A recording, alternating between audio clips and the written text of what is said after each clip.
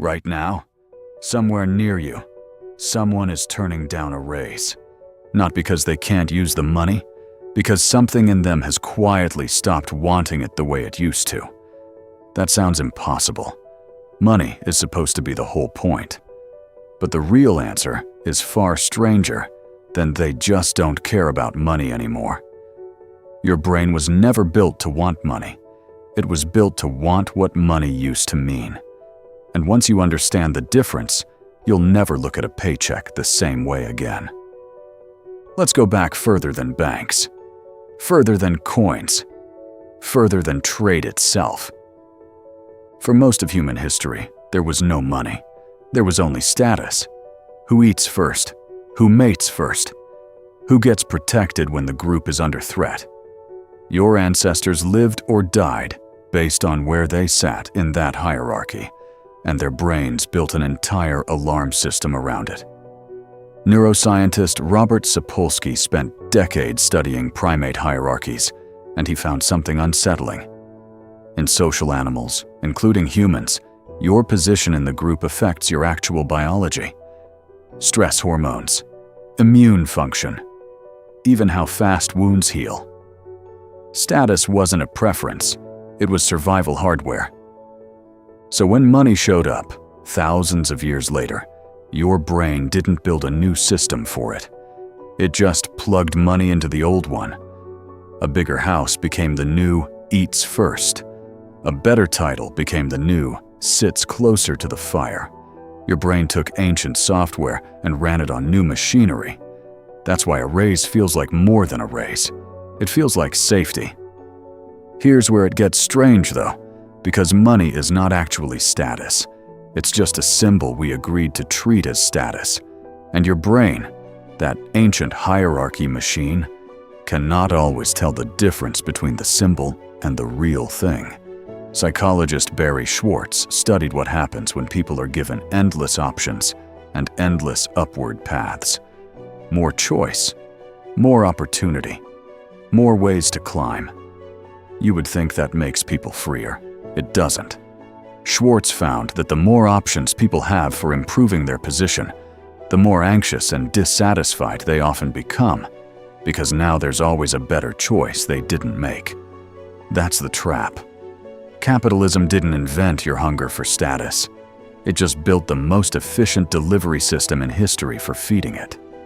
Every notification, every bonus, every LinkedIn update is a tiny hit aimed directly at that old primate circuitry.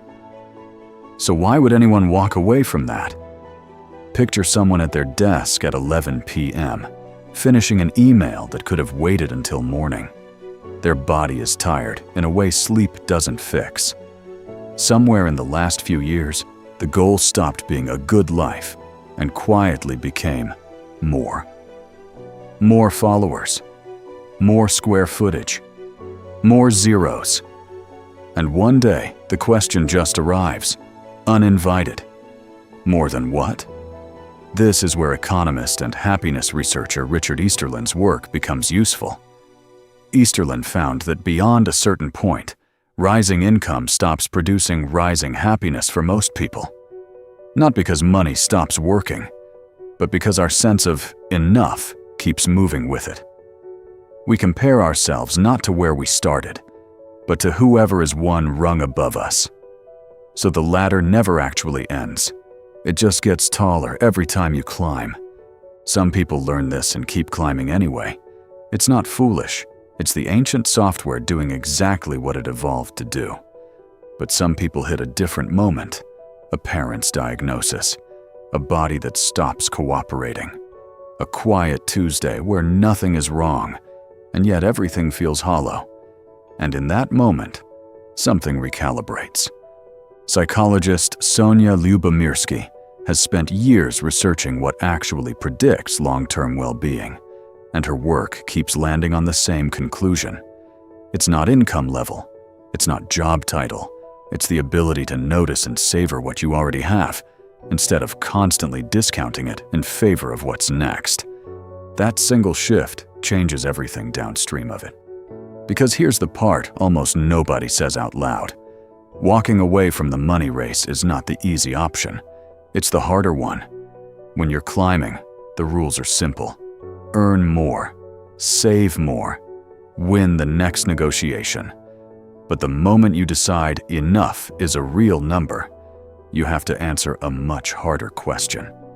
Enough for what? Most people have never actually asked themselves that.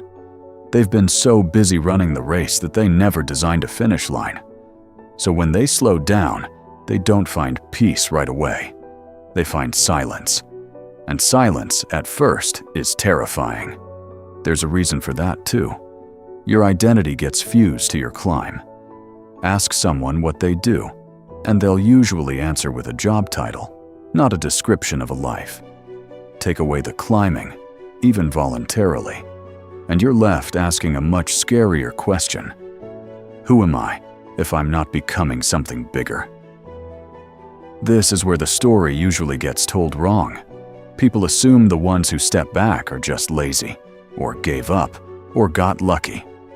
But the data on voluntary downshifting tells a more complicated story.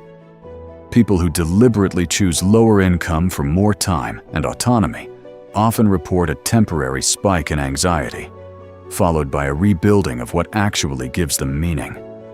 It's not an escape from difficulty. It's a trade of one difficulty for a completely different one. They lose the scoreboard, and without a scoreboard, they have to build their own internal one. Did I sleep well? Did I show up for the people I love? Did today feel like mine? Or did it feel like something I was renting out to somebody else's goals? That's not a soft question. That's one of the hardest questions a human being can ask themselves. And here is the twist that changes how you should see all of this. Your brain's reward system is not fixed. It's not a fact about you. It's a habit your brain built through repetition, and habits can be retrained.